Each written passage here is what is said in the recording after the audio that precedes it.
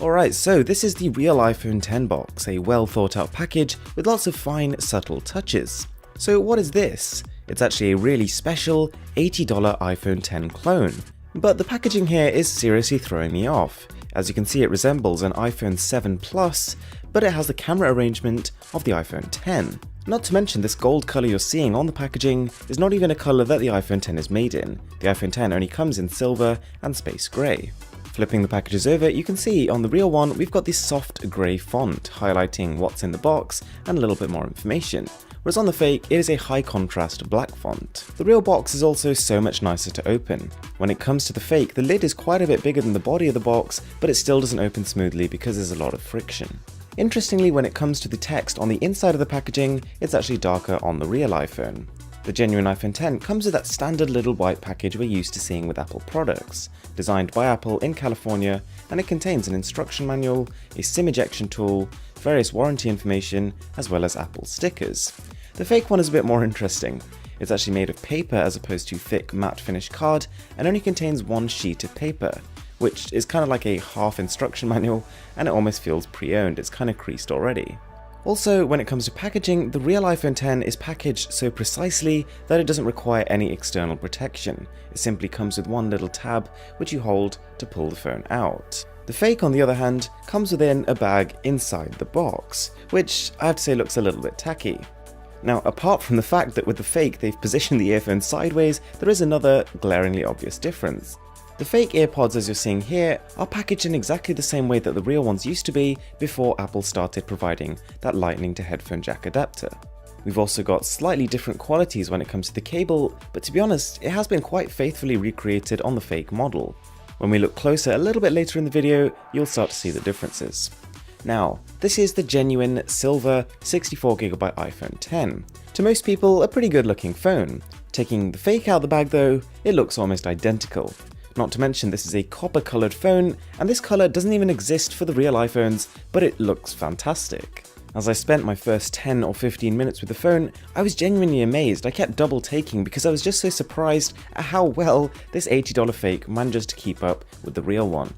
Everything from that almost plastic looking but actually metal side, to the way the text looks at the bottom, to the way the logos line up exactly. The attention to detail here is spectacular. Even the buttons on the fake work pretty well, they feel nice to touch, and even the mute button, that toggle works too, and initiates a response on the phone. And the last thing on the body, you will notice that the real one just has a slightly higher contrast font on its rear. This is the fake cable. You can see it almost looks like it has a few marks and a bit of dirt on it. Compare that to the original one, which just has this super clean matte finish aesthetic. Unless you really study it though, I've got to say it's hard to tell the difference. It's been recreated very, very faithfully. When it comes to the earphones, as you can see, there is a little bit more of a difference between them. Once you take them out of the package, it is just as hard to tell. When I was testing them, I kept finding myself picking up the wrong pair by accident, but there are some subtle differences. The fake earphones have a slightly slimmer cable, they're a fair bit lighter, but also you can see the seams much more clearly. And don't forget they don't sound as good either, but you will be glad to know that both of them actually come with lightning ports. That entire camera module on the rear of the phone seems to have been literally copy and pasted, the bump and all. Both of these phones can't lie flat against a surface, which is kind of irritating, but nonetheless you gotta say that imitation over there is pretty impressive. And the camera actually really wasn't very bad. Whilst I did have a bit of trouble focusing on closer objects, in terms of actual detail, the fake isn't actually that far behind. Of course, the real iPhone X wins in so many other areas too, such as the features, such as its depth capabilities, but that's a different story entirely. Now obviously when I was setting this phone up, I wasn't expecting it to be anywhere close to the real iPhone X, but for the most part, I was actually quite impressed. Taking a look at the bezels on the fake, they are only marginally larger than the ones seen on the real phone. Its screen still extends right up to where you see the notch on the real iPhone, which yes, given is not all the way, but it's still somewhat elongated. The real iPhone X running a version of iOS 11 is an unusual experience. Apple has introduced gesture-based controls, swiping to go home, swiping also initiating multitasking, and for the most part it's a super fluid and fairly intuitive experience. The fake is running off a heavily skinned version of Android made to look somewhere between iOS 10 and 11. That extra space you gain at the bottom actually turns into a home button. In terms of features, in terms of available settings, in terms of wallpapers, you're not really getting anything from iOS 11 here.